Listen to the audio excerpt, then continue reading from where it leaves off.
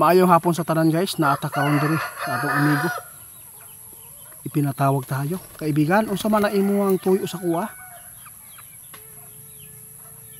Unsa day na siya? Ha? Baha naman po dito sa Quezon. Ay hindi pala dito. Guys, may nakita si kaibigan ngayon guys na hindi maganda pong sign ito, no? Na siya nakita na may tatama ang disyerto, no? Sa tubig. May disyerto dito na lalamunin ng tubig. Kaya mag-ingat po tayo dahil po kapag yan po ang mangyari ngayon, ito po ang ipinapaabot o ipinapahiwatig po. Unti-unting babalik kung ano man po ang dati, kaibigan. Nako. Pag ito mangyari guys, sabi ng ating kaibigan, dito nyo ma-encounter po ngayon guys ang kababalaghan po na nangyayari po dito sa ating mundo. Kaibigan, bakit po, ano po ba ang problema kung bumaha po yung disyerto?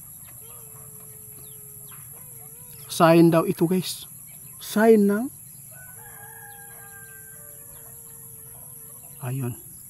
Naalala ba ninyo guys? Sinabi ng ating kaibigan noon. Kung ano po ang nangyayari noon, ito po ay babalik. Back to normal yapon tani guys, no?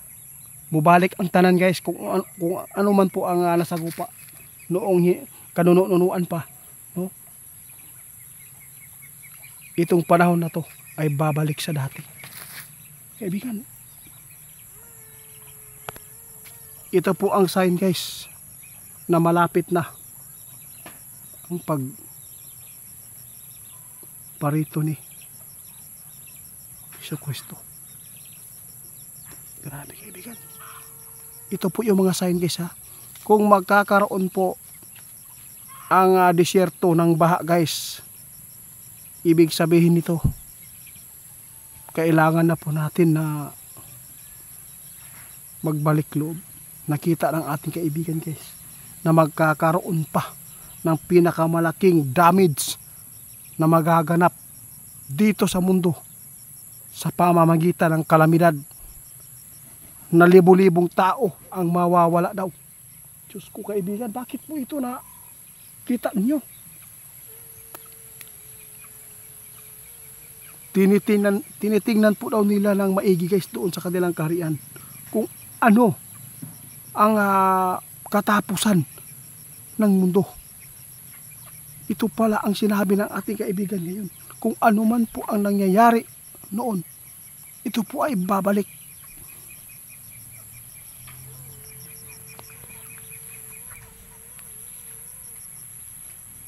Tulad po ng mga sakit guys, ganyan din po ang mangyayari sa atin.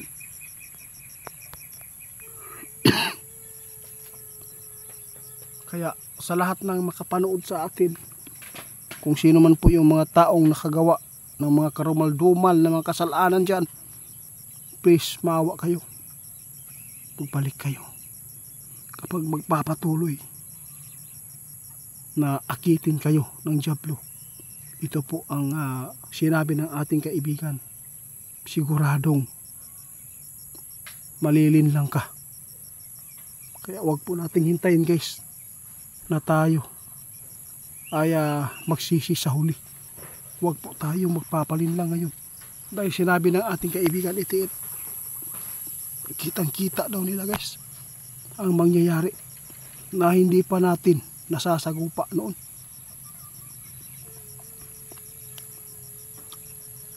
Kapag mangyari na daw ang disyerto guys na pagbaha, ibig sabihin nito guys, ito po ay gawa ng Panginoon.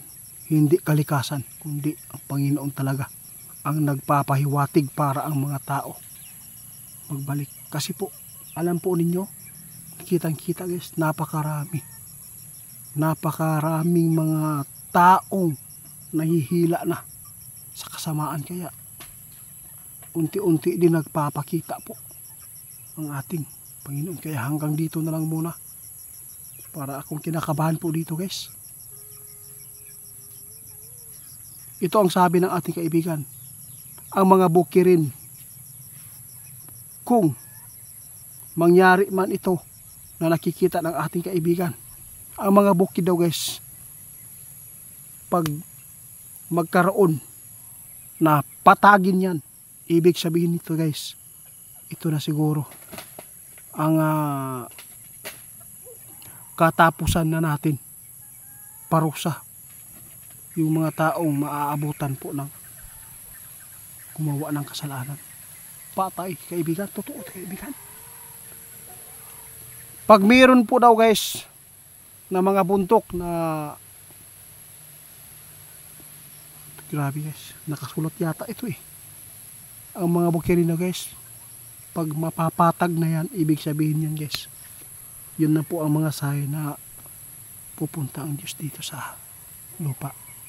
At saka yung mga tubig na kung saan ang disyerto ay wala, kahit basa man lang, wala man ngayon, di ba? Pero kung malalagyan ng tubig, kung magbaha yan guys, ibig sabihin yan, ito po ang tinatawag ni kaibigan na hindi kalikasan po ang gumawa, kundi ang Diyos, para lang magbalik tayo. Nagpapahiwatig na. Kaya hanggang dito na lang muna kaibigan. Grabe po ang mga ipinapaabot ng ating kaibigan guys. Parang iba na po talaga ang dating po ng kanilang mga pagpapaabot. Parang ito po ang nasa isip ko, ay parang alam na po nila na may mangyayaring hindi inaasahan po dito sa ating mundo.